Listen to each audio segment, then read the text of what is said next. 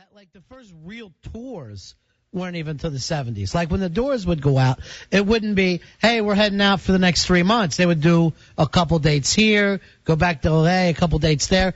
They had no idea, hey, you know what? By the time you went out on a tour, you would even be allowed to come back and do an album. They were thinking this whole thing's going to be over in a matter of a year anyway, so let's try to do everything we can. Yeah, because what's that great Doors live album, man? That's just like, I think, a couple cities in California, you know? Right. Just one little strip, a couple nights they did. But I don't think they ever... New York, I'm sorry. I don't think they ever did a legitimate summer tour the way that they started doing the 70s. That was after Woodstock. The Summer of Love brought on the whole notion of summer tours and all that. It was slow to develop. Yeah, very, very strange. Very strange when you think about it. What's up, dude? All good. What's happening? Who was it? It was Cameron. What's he want?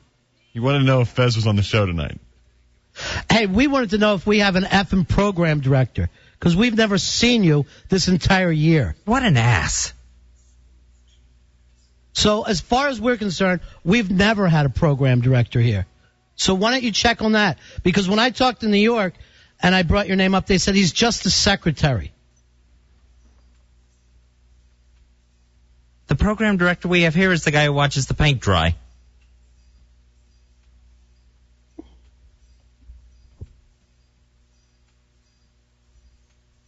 Ringing a show in the middle of it. Like you know radio. Like you've ever worked in radio other than watching G. Gordon Liddy read a paper for 3 hours a day. Jesus. You wonder why. So, Fez, what do you want to talk about? I guess you've been dogging it tonight? You're laid back? I guess so. I apologize then. Sorry about that. Why didn't you call him when his grandmother died and he's flying back and forth doing shows here? He doesn't get a call then. He never got a call to say thank you from him. That was from no one.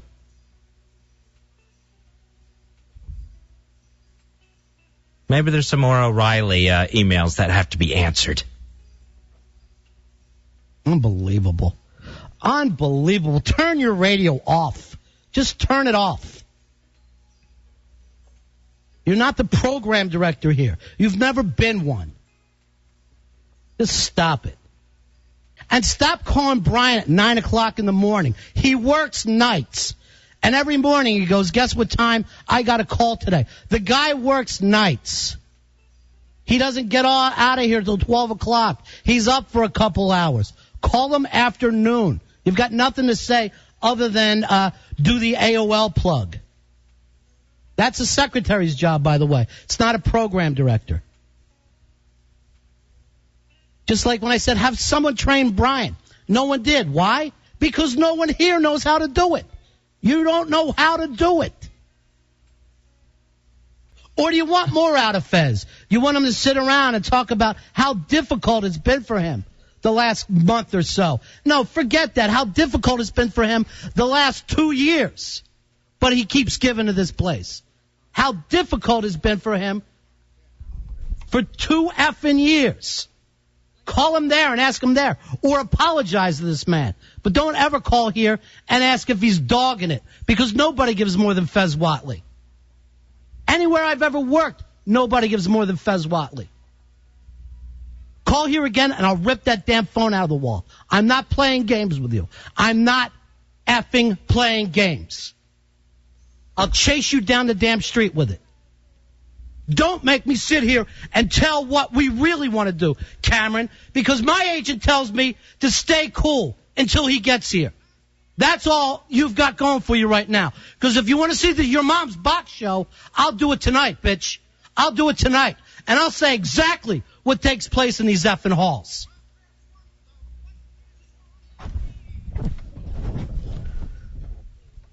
Hey, Phil, you're on Ron and Fez. Phil, you're on the air. Hey. Yeah, turn your radio down. I got it.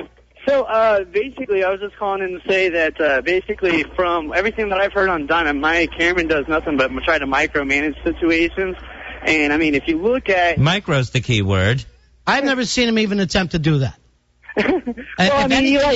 He used to have the Hideout was his show, and then now it's going to be Giant Talk is his show, and he pays attention to 1 hour on the weekend.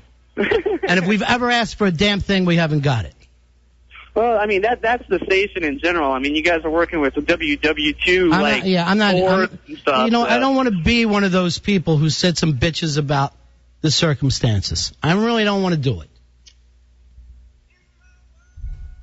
They know what we want, and they could easily just say, "Okay, you're right, we're wrong." Here's Bob. You're on Ron and Fez. Oh, Ron and Fez? Yeah. Ron, how you doing? Good. Listen, I've been on your show before. I called you guys up, but I love your show. But basically, I was in a band that basically we were rock and roll in the sense like we did jazz, classical, and rock like in the 60s, early 70s. We had a record with Liberty UA. What is it that you want? Band called Fantasy. I just want talk about what happened in that period. What you were hitting on was correct. It was like anti-establishment, and that's where the pulse was. I mean, right now everything is like homogenized, and they really don't want talent out there. And well, I mean, with corporations, when it becomes about money, it's something else completely. Oh yeah, we were with Liberty UA. We got shelved along with Eric Burden and Moore, Tina Turner, Linda Ronstadt, and many other bands because they were looking for it has never insurance companies. It has never been easy to sell music. It's never been easy on the artist. It never will be. With the XM radio. And you know what a good point is? You know what one of the best bands of our time is a band called Dream Theater. You ever hear of them? No. They are the best band musically. The drummer was voted like the best drummer in the world, like in the polls for a lot of times. And the guitar player is the best I've ever heard. The band is the best I've ever heard. The singer, he's got a range of, he's a male Mariah Carey. All right, bro. We'll have to check it. It sounds beautiful. I'm going to put you on hold. Bobo's going to talk to you during the commercial break. And you can just really talk really obscure stuff about bands that you've seen before. Mark, you're on Ron and Fez. Hey, School of Rock, what do you think of that movie? I thought that did a good job educating this generation and some good music. Yeah, 6-year-olds. Really, 6-year-old comedy. Come on, it didn't really capture anything. It's a comedy. I don't think it made the top 10. It was very silly. That's what it was. Well, Fez, I look at this thing. The Last Waltz isn't in the top 10. Woodstock's not in the top 10. Yeah, Marty Scorsese was one of the cameramen in Woodstock, too. Did Purple Rain make it? No.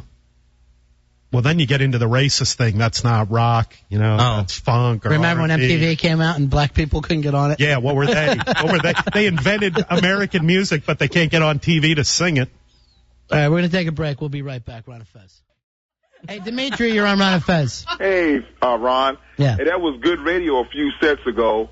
I had Hannity and Combs on, and I turned the TV right off of their fake arguments. That's every working man. When management won't get you what you need to do your job, and they never appreciate what you do. I never want to be the guy that goes off that. We've only seen him twice over this entire year.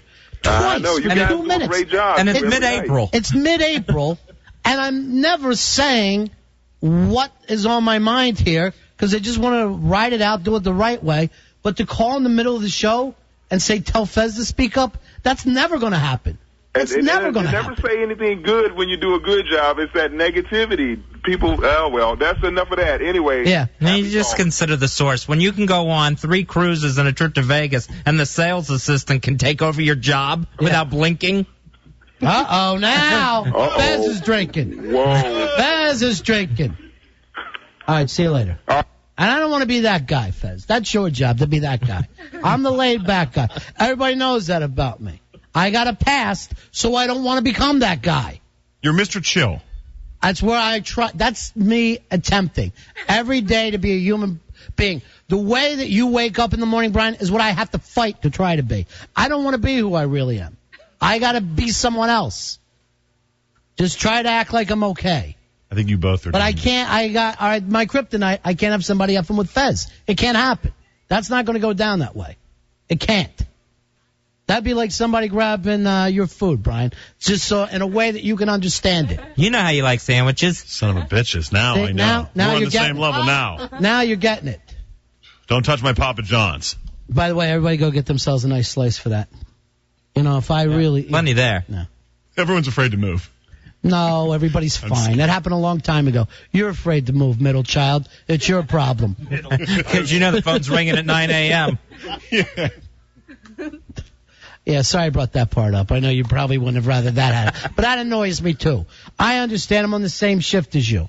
You don't call somebody early in the morning. That's like calling a regular person at 4:15. Thanks for sticking up for me. I really don't even like you that much. And that's not... That's how mad you were. That's the problem. Yeah. It's like a 9/11 thing. When the towers get hit, it takes you like a little while not to go, hey, wait, maybe I was crazy when I say let's kill everybody. You know what I mean? Like that day I wanted us to shoot France. But, you know, it takes you a while to... You don't want to get to that point. Right. Either way, I appreciate it. Whatever.